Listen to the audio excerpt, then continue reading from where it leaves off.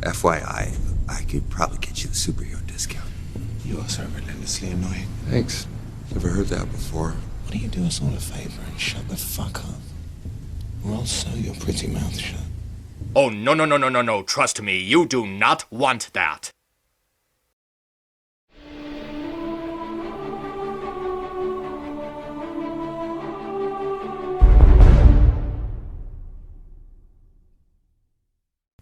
When I first saw the trailers for Deadpool, I knew that I was in for a superhero movie unlike any other. It was going to have a ton of non-family friendly violence and non-family friendly comedy, and it took no quorums in hiding it. And when I finally saw it, it turned out to be a really fun time. This is not only one of the most entertaining movies I saw last year, it's one of the funniest. Wade Wilson is a wisecracking mercenary who's living his life in whatever way he sees as fun. But everything changes for him when he comes across the lovely Vanessa. The two hit it off pretty well until it's discovered that Wade Wilson has cancer growing in multiple parts of his body. Wilson begins to question if it's best to stay with Vanessa, knowing that his death would emotionally scar her. But hope comes in the form of a mysterious man who offers to cure Wilson of his cancer. When Wilson gets involved, it turns out that it's all part of a horrifying experiment to transform people into living weapons. Wilson escapes the compound and tries to hunt down Francis Freeman, the man behind the experiments. He continues his hunt for Francis until Vanessa ends up getting kidnapped. With new powers and a partially rusty new look, Wilson undergoes the identity of Deadpool and goes on a mission to save the love of his life. Along the way, Deadpool finds himself having to team up with two members of the X-Men, despite that the two sides obviously don't get along and have different perspectives on how to use their powers. The result is a compilation of blood-spewing action and incredibly weird hijinks that are just so weird that they end up being hilarious. First off, the movie has an amazing sense of humor. It knows that it's an action-comedy hybrid and spends a lot of time coming up with clever jokes while evening them out with the story so they fit into the narrative as well as Deadpool's personality. It's obviously making fun of what we usually expect from comic book movies, right down to the first joke being a mockery of the opening credits. The humor also has a visual edge to it, taking advantage of facial expressions, very adult content, cleverly hidden Easter eggs, even including a sense of immaturity that's executed in a way that's not too childish or forced, having just the right amount of adolescence to work. A lot of the jokes are meant for adults, but they're presented in a way that feels very down-to-earth and with a sense of charm, instead of what usually just feels like a sex joke for the sake of a sex joke. The banter between the characters has a strong creativity to them, which helps make the verbal humor in the film feel fresh and experimental. Just the way that many of these conversations are laid out and how the people exchange words makes it much more hilarious. The comedy also makes great use of Deadpool himself, showing a true understanding of the character's nature, with fourth wall-breaking jokes, the way he talks to the other characters, condescending to the audience, catchphrases, one-liners, cultural references, and even choosing Ryan Reynolds to play the role. This is his second chance to portray the character after Wolverine Origins screwed it up, and he's given much more range to have fun with this part due to a much better script. Everything from his voice to the way that he acts it out shows that he was the perfect choice. He has a great feel of Deadpool's persona, from his neutral sense of morality to his smart-ass remarks to the way that he trolls his adversaries, the way he entertains himself, his sarcasm towards his allies, and even his more human side whenever he's thinking of or interacting with Vanessa. He comes across as somewhat of an egocentric man-child, mocking pretty much everything and everyone around him in both huge and small ways. But he's also a very smart and strategic warrior who uses his cartoony nature as a means to catch his opponents off guard,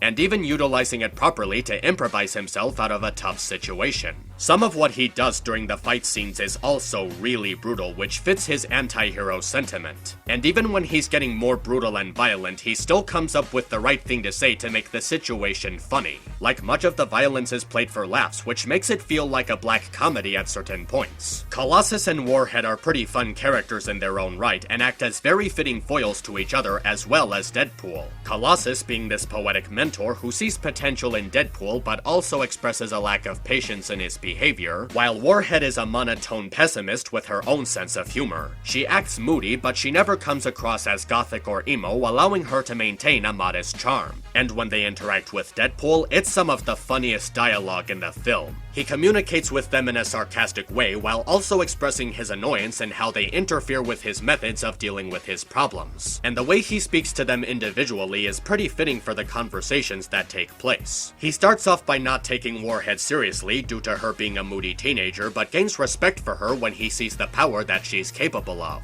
And when he speaks with Colossus, he clearly shows a stronger sense of impatience since he contrasts even more so with his style. He's always coming up with a funny remark as a means to prove his superiority over the two, with his attempts ending in both success and failure, with both results getting out some genuine laughs. The romance between Wilson and Vanessa is fun to watch as well. They might have known each other for less than an hour before hitting it off, but the way that their conversations are laid out is done in a way where you can actually believe that there's a good relationship between them. They both demonstrate characteristics that they admire in one another and show a genuine respect for each other. There's also a scene where they first meet up and they test each other to see whose life is worse, which is a way for them to both tease each other and test the other's confidence. And during the scenes where they start dating, we see that they're continuing their playful banter in a way that helps to keep the relationship fun and intimate. During the time when Wilson becomes insecure due to his cancer, their romance grows into a much more serious route, demonstrating that aside from all the funny things that their love produced, it was always a very special thing for them because they both made the other so happy. Vanessa is willing to stay with him up to the point of his death, which is very touching, and Wilson doesn't want her to go through that if it's going to hurt her and believes that starting her life over would be best. He might be acting selfish and not making smart decisions, but he's still thinking of Vanessa in some way when he's making them. But by far, his biggest redeeming value comes from his undying desire to rescue her from her kidnappers, and is even willing to reveal his deformed face to her after he's rescued her. It might seem like she's forgiving him too easily, but considering the connection that was established between them throughout the movie, it would make sense that she would want to give him a second chance. And like everything else in the movie, the romance manages to utilize some great jokes to make it even more fun to watch. The action scenes are some of the most creative that I've ever seen in a comic book film. They have a good pacing and are shot very well as to allow the audience to recognize what's happening. They make great use of each character's capabilities and powers, as well as Deadpool's wisecracking attitude. Even the CGI and special effects are very well grounded and aren't abused, which allows them to be more practical with the effects, making the action as a whole feel much more visceral and real. There's an exceptional balance between fistfights and gun battles as well, as the film manages to find even ground between the two and keeps them interesting and not have one feel overused over the other. And not only are they well balanced out, they are intense. The gutsy sound effects, the visual edge, the tone of the violence, all of these things make the action much more gritty and more carnage-inducing, which has an advantage of being more likely to keep your attention. It also utilizes slow motion very well, making it easier to catch little details that would otherwise be easily missed. The climax is especially fun,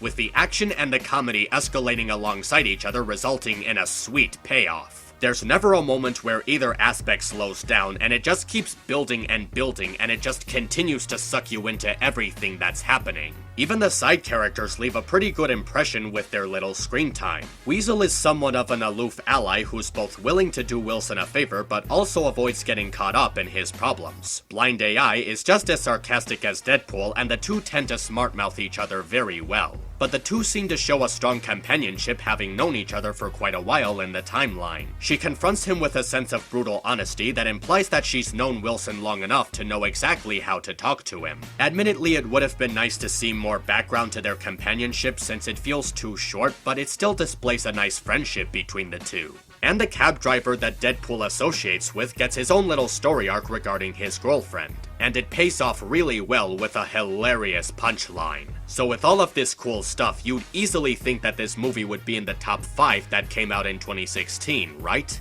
Well, as entertaining as the film is, it still has its own issues. The more I look at it, the villains in this movie are actually really boring villains. They seem like the typical desire for power kind of villains with little depth in their characters or attitudes. We don't get any background on either of them to help them feel interesting outside of that they just decide to be a part of these experiments. Even Ajax with his quiet and persistent charm just comes across as that generic British villain that you'd see in Bond films. Which, yeah, yeah, is actually part of the mockery that's made in the opening credits. The movie also uses an in medias res format which tells key parts of the story in an uneven order. If used correctly, they can build suspense for events that occur later in the story. And when they're used badly, they can end up jumbling the story in several confusing ways. The pacing becomes unbalanced, the scene transitions become too distracting, and the audience feels like the movie is telling two different stories instead of focusing on just one. Deadpool unfortunately suffers from the latter. The movie ends up cutting away from the highway 3 times to delve into the backstory of Deadpool's situation, and the flashbacks begin at times that just feel very out of place. And because they feel out of place, the jokes surrounding them feel very badly timed.